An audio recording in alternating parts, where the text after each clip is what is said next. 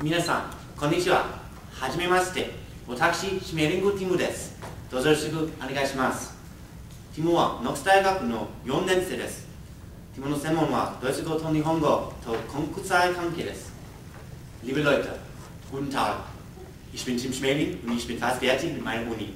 Ich studiere jetzt moderne Sprachen und internationale Politik. Ich kam vorgestern aus Galesburg, Illinois. So I'm going to assume that not many of you guys understood that. But for those of you who did, please forgive my grammar. When I'm nervous, that's the first thing that goes. But anyway, what I was trying to say was, hello there. My name is Tim Schmeling.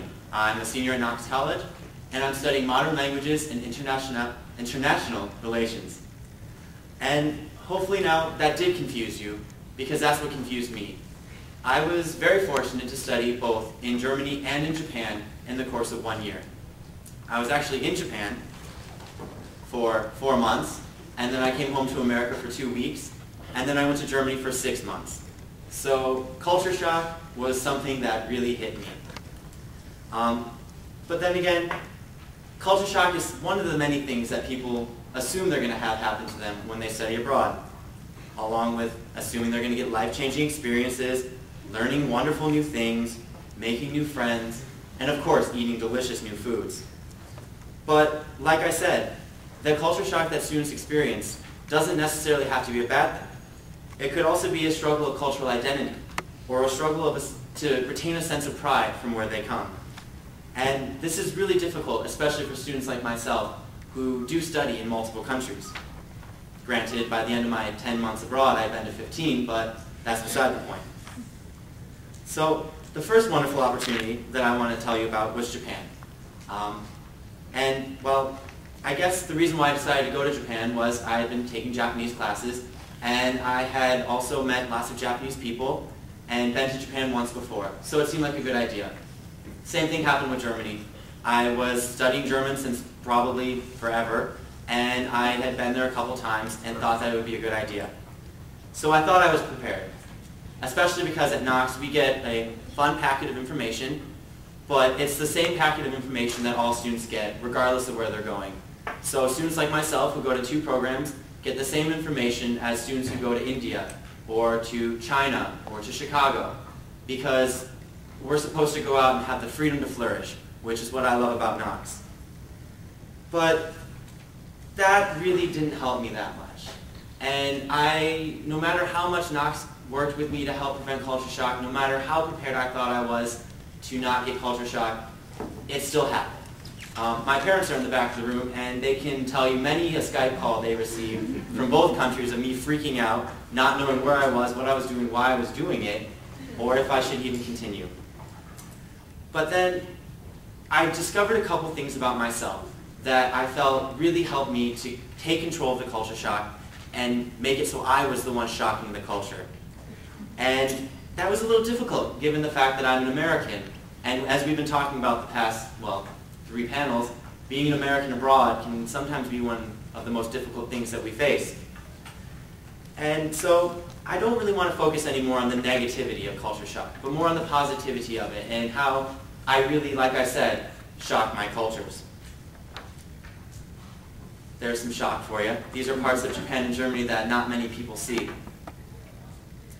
So one of the first things that I learned while being in these countries is the love of a family. Whether it be my family, as you can see, or of my Japanese host family, or my, as I call them, my German family. Some of my best memories of being in any of these countries has to do with family time that we had. In Germany, we spent a night reading a German newspaper with Portuguese accents, with Japanese accents, with English accents, just having fun. In Japan, my host mother would sit at our dinner table with her head in her hand thinking, "Hayaku tabite," which means eat faster, because my 10-year-old host sister and I would be kicking each other, playing patty cake, chasing each other around the table, oftentimes throwing things at each other that were not necessarily the most appropriate, but it happened. And so that actually was one of my most fond memories of Japan, was when my host mother said, "I thought I had 1 child, but I have 2 10-year-olds in my house." So that was one thing that I found really, really helped. The second thing that I want to talk about is community. a lot of times with students who go abroad, they think, I'm only in my country for a couple months. I don't need to become a member of my community. And what I was really impressed to hear by my fellow speakers was we had favorite coffee shops, we had favorite hangout places, we had yoga clubs, we had a community. In Japan, I had Nina. She was my speaking partner who lived about 2 hours away, and yet anytime I wanted to hang out, she'd be like, oh, I'm already on the train, I'm so excited. And we would go shopping together, and she would teach me words, and she would take me places where she went. Same thing in Germany with Christian and Max. If they were going out for a walk around our city, or if they were going to a museum or to a bar, they'd ask me if I wanted to come. And oftentimes I was the only American. So we would play games such as, this bar we speak German, this bar we speak English, and then we'll watch and see how long it takes for Tim to just speak German. And that was usually a lot of fun. But like I said, sometimes it's difficult to really fully get involved in that. And so that's why I believe that we should talk about it, which is why I'm really glad that we have the symposium here to talk about these things, to talk about what we did in our countries, to talk to each other about these things, and to just raise awareness. Because even though I Skyped my parents constantly when I was getting used to things, being able to talk to them about it and have them go, oh, that's nice, oh, I'm so sorry, yeah, okay. I knew that they probably didn't understand half of what I was saying, but to be able to talk about it with them really helped lessen the shock of it. And just to talk about it with my fellow program people, or to just, like I said, I love talking, and so this really is one thing that helped. Especially because I believe culture is an iceberg. I stole this picture off of Google, so you can all find it, but a lot of students when they study abroad, they focus on the visible behavior aspects of the culture of the host country they're in. But for me, because I was chasing my host sister around the dinner table, because I was drinking in German, I feel like I was able to go to the not visible aspects of my culture.